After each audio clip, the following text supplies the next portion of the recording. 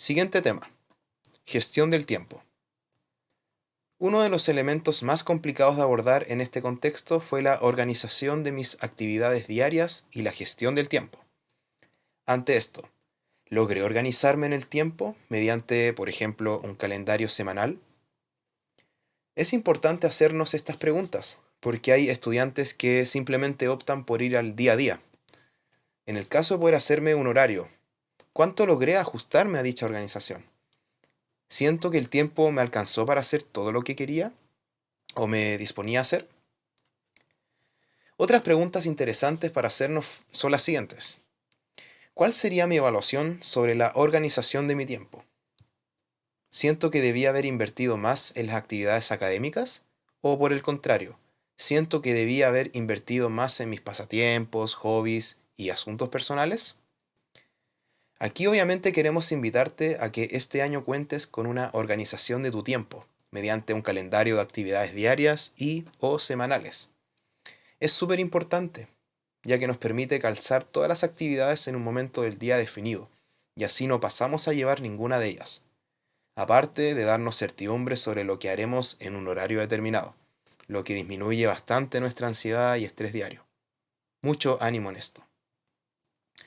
Pasemos al siguiente tema, y seguramente uno de los más complicados de abordar, la gestión de las emociones.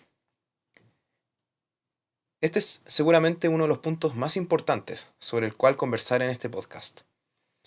Todos sabemos lo difícil que ha sido este último año, desde lo afectivo principalmente. El hecho de estar encerrados no es una condición natural del ser humano, por lo que tienden a aflorar emociones y estados de ánimos tales como la tristeza, enojo, desesperación, desesperanza, intranquilidad, entre muchos otros. Esto sin siquiera considerar la aparición de dichas emociones ante situaciones familiares asociadas a la pandemia. Es por eso que te invitamos a que puedas reflexionar sobre las emociones que viviste y cómo te sentiste en general durante todo este año. Partamos con la siguiente pregunta. Si pudiera medir del 1 al 10, ¿cuánta satisfacción tuve con toda la experiencia de clases online 2020? No es necesariamente una evaluación docente, sino una forma de resumir tanto mis experiencias personales, lo que implica el desempeño, ánimo, esfuerzo invertido, emociones, y aquellas experiencias más externas, como las clases, las evaluaciones, el vínculo con el hogar y todo lo que ya conversamos. ¿Cuáles fueron las emociones, sentimientos, estados de ánimo y sensaciones más habituales durante mi año académico 2020? Si pudiera quedarme con una sola de ellas, ¿cuál sería? Siguiente pregunta. ¿Cuánto logré tener un control de todo aquello que vivía internamente? ¿Siento que algunas cosas me afectaron más de lo habitual? ¿Qué medidas tomé cuando, por ejemplo, me sentía ansioso? ¿O de qué forma se manifestaban aquellas emociones que de repente no les daba su espacio en su momento adecuado?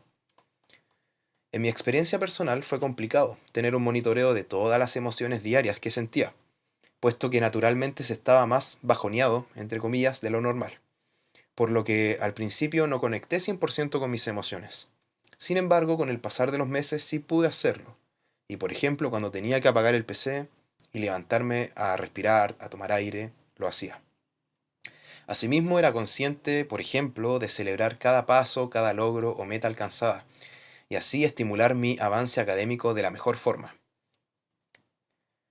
Respecto a mi entorno más cercano, ¿logré conectarme con mis redes de apoyo? Llámese familia, amigos, pareja, etcétera. ¿Cuán positivos fueron dichas redes de apoyo para sobrellevar el año 2020?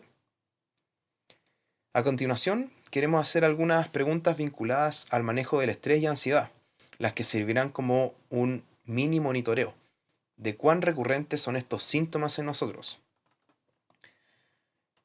¿Hubo momentos en que no pude controlar el estrés y ansiedad?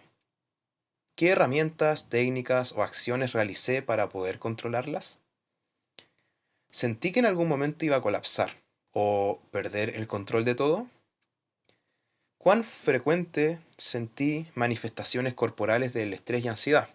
Llámese boca seca, falta de respiración, sentir que, por ejemplo, mi corazón late más fuerte, temblores, etcétera.